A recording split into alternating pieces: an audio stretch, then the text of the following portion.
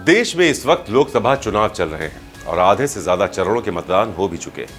लेकिन देश में निष्पक्ष चुनाव करवाने वाले चुनाव आयोग पर पक्षपात जैसे गंभीर इल्जाम लग रहे हैं, जैसे विपक्षी नेताओं के खिलाफ सरकारी एजेंसियों का दुरुपयोग करना, चुनाव से पहले केजरीवाल और हेमंत सोरेन जैसे मुख्यमंत्रियों को जेल में डालना, प्रचार के दौरान लगातार बीजेपी के बड़े नेताओं का सांप्रदायिक चुनावी भाषण देना, देश के प्रमुख विपक्षी दल कांग्रेस के खातों को फ्रीज करना, इलेक्टोरल बॉन्ड का मुद्दा गरमाना और सुप्रीम कोर्ट का उस पर रोक लगाना, चुनाव में कुल वोटों की संख्या न बताकर सिर्फ वोटिंग प्रतिशत जारी करना और बांसवाड़ा में पीएम मोदी के घुसपैठिए और ज्यादा बच्चे पैदा करने वाले जुमलों पर चुनाव आयोग का पीएम पर कोई एक्शन लेने की जगह पार्टी अध्यक्ष को नोटिस देना। अब ये पक्षपात नहीं तो क्या है? तो इसी तरह के तमाम आरोप इन दिनों चुनाव आयोग पर लग रहे हैं, जिससे अब उसकी कार्यशैली और विश्वसनीयता पर सवाल खड़े हो रहे हैं।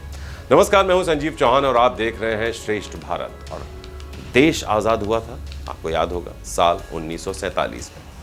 अंग्रेज गए तो जवाहरलाल नेहरू को कांग्रेस ने देश का पहला अंतरिम प्रधानमंत्री बनाया। उसके 5 साल बाद 1952 में भारत में पहली बार आम चुनाव हुए। जब आम चुनाव करवाने की बात उठी तो कई लोगों को इस पर संशय था। उन्हें लग रहा था, आखिर इतनी बड़ी आबादी वाले देश में ये होगा कैसे? आंकड़ों के मुताबिक करीब 17 करोड़ वोटरों में सिर्फ 15% ही पढ़े लिखे थे। डर था चरमपंथी गुट इसका फायदा उठाकर देश का माहौल खराब कर सकते हैं। सारी दुनिया की निगाहें उस वक्त आजाद भारत पर थी। लेकिन तमाम चुनौतियों और सवालों के बावजूद नए भारत में सफलतापूर्वक चुनाव हुए। देश में लोकतांत्रिक प्रक्रिया को सबसे पहले सुकुमार सेन और बाद में टीएन सेशन, जेएम लिंगदो जैसे मुख्य चुनाव आयुक्तों ने मजबूती दी। उसके लिए चुनाव आयोग की काफी तारीफ भी हुई थी। आजादी के 77 साल बाद एक बार फिर से स्वतंत्र और निष्पक्ष चुनाव करवाने का सारा दारोमदार चुनाव आयोग पर ही है। 2024 में हो रहे आम चुनाव इस बार 7 चरणों में करवाए जा रहे हैं। तो हम इस वक्त 543 संसदीय सीटों के लिए हो रहे चुनाव के बीचों बीच खड़े हैं। चुनाव आयोग की वेबसाइट की माने तो इस बार करीब 97 करोड़ योग्य मतदाता हैं। लेकिन इतनी विशाल आबादी वाले देश की लोकतांत्रिक प्रक्रिया को चलाने वाला चुनाव आयोग इस बार विवादों में फंसा हुआ है। विवाद और आरोप वही जो हमने आपको शुरुआत में बताया। विपक्ष लगातार कई मुद्दों का हवा देकर चुनाव आयोग की विश्वसनीयता पर सवाल उठा रहा है। विपक्ष का कहना है कि चुनाव आयोग विपक्ष को लेकर गर्म है और सत्ताधारी बीजेपी को लेकर बेहद नरम। ममता दीदी की पार्टी टीएमसी के नेता डेरेक ओब्रायन तो यहां तक कह रहे हैं कि चुनाव आयोग पक्षपाती अंपायर की तरह बर्ताव कर रहा है।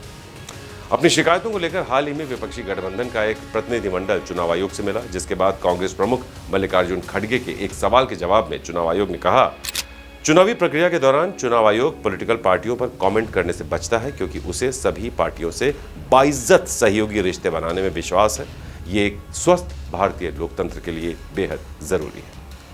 हालांकि इस बारे में राजनीतिक जानकारों का कहना है कि चुनाव आयोग को न सिर्फ निष्पक्ष होना चाहिए बल्कि निष्पक्ष दिखना भी चाहिए। बांसवाड़ा में मोदी के भाषण का उदाहरण देते हुए उन्होंने कहा कि चुनाव आयोग प्रधानमंत्री को हेट स्पीच के लिए फटकार नहीं लगा पाया और खाना पूर्ति के लिए उसने पार्टी अध्यक्ष को नोटिस देकर जवाब मांग लिया। दरअसल 21 अप्रैल को राजस्थान के बांसवाड़ा में एक चुनावी भाषण के दौरान प्रधानमंत्री मोदी ने एक बयान में घुसपैठिए और ज्यादा बच्चे पैदा करने वाले जैसे जुमलों का इस्तेमाल किया था, जिसके बाद विपक्ष ने चुनाव आयोग से इसकी शिकायत की और एक्शन लेने की मांग की। कई जगहों पर पीएम के भाषण को मुसलमानों के खिलाफ हेट स्पीच बताया गया, लेकिन चुनाव आयोग ने पीएम मोदी की जगह भारतीय जनता पार्टी अध्यक्ष को इसका नोटिस भेजा। इसके अलावा एक और रैली में पीएम मोदी ने मुसलमानों के मुद्दे को लेकर कांग्रेस पर आरोप लगाते हुए कहा था कि बाबा साहब धर्म के आधार पर आरक्षण के खिलाफ थे, लेकिन कांग्रेस कह रही है कि एससी, एसटी, ओबीसी और गरीबों का आरक्षण छीनकर मुसलमानों को देंगे। कांग्रेस वाले आपकी संपत्ति को जब्त करके अपने वोट बैंक को देने की तैयारी में। तो इस तरह के तमाम भाषण पीएम मोदी ने दिए हैं, ये सब जानते हैं। लेकिन जब उनसे इस बारे में पत्रकारों ने सवाल किया तो वो कहते हैं, मैं हैरान हूं, ज्यादा बच्चों की बात होती है तो मुसलमानों से इसे क्यों जोड़ देते हैं? आप क्यों मुसलमानों के साथ अन्याय करते हैं? जी, अब अन्याय कौन कर रहा है ये तो देश की जनता भी समझ सकती है। एक तरफ खुद पीएम मोदी अपने भाषणों से विपक्ष को चित करने का काम करते हैं, तो वहीं दूसरी तरफ उनकी पार्टी के लोग भी कांग्रेस के घोषणा पत्र पर शरिया कानून या मुस्लिम लीग जैसी टिप्पणियां करने से बाज नहीं आते। ऐसे ताबड़तोड़ हमलों से विपक्ष बौखलाया हुआ है। वो लगातार मांग कर रहा है कि क्यों चुनाव आयोग इस तरह की विवादित भाषण और टिप्पणियों पर संज्ञान नहीं ले रहा। पूर्व चुनाव आयुक्त टीएस कृष्णमूर्ति की माने तो ऐसा पहली बार नहीं है जब चुनाव आयोग पर आरोप लगे।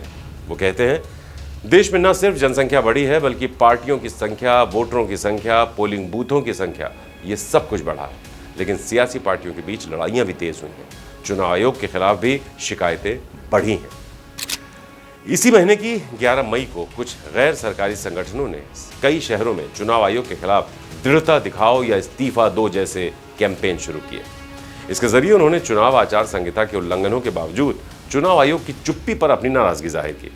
इस कैंपेन के जरिए लोगों ने चुनाव आयोग को पोस्ट कार्ड पर संदेश लिखकर भेजे हैं। अब तक 12 शहरों से करीब 3000 शिकायती पत्र चुनाव आयोग को भेजे गए। कैंपेन से जुड़े लोगों की 2 मुख्य मांगे हैं। पहली, चुनाव के दौरान हेट स्पीच पर नियंत्रण किया जाए, और दूसरी, चुनाव आयोग हर चरण में डाले गए कुल वोटों की संख्या बताए। विपक्षी नेता सीताराम येचुरी ने भी सवाल उठाया कि चुनाव आयोग प्रतिशत की बजाय वोटों की कुल संख्या क्यों नहीं बता रहा है। येचुरी की माने तो जब तक वोटों की संख्या की जानकारी ना हो तब तक प्रतिशत का कोई मतलब ही नहीं जनता। उनकी बात को और बल देते हुए कांग्रेस अध्यक्ष मल्लिकार्जुन खड़गे भी कहते हैं कि अपने ऊपर लगे आरोपों से बचने के लिए चुनाव आयोग को न सिर्फ हर संसदीय निर्वाचन क्षेत्र का डेटा जारी करना चाहिए बल्कि हर पोलिंग बूथ में वोटर टर्नआउट डेटा भी जारी करना चाहिए था। लेकिन आयोग ने ऐसा नहीं किया।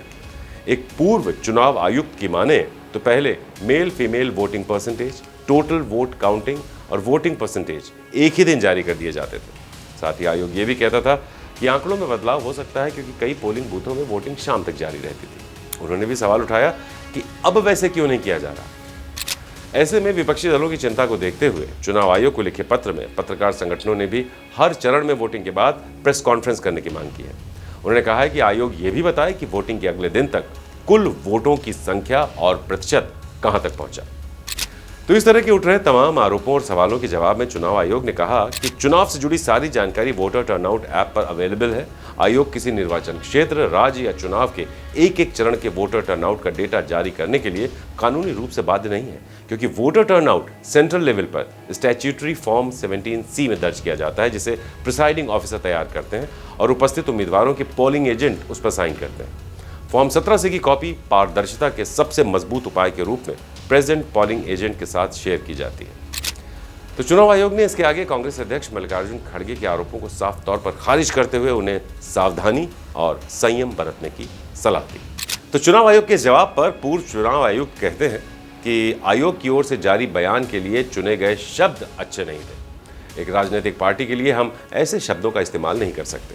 हमें उनके साथ एक साझेदार की तरह व्यवहार करते हुए सम्मान से पेश आना चाहिए।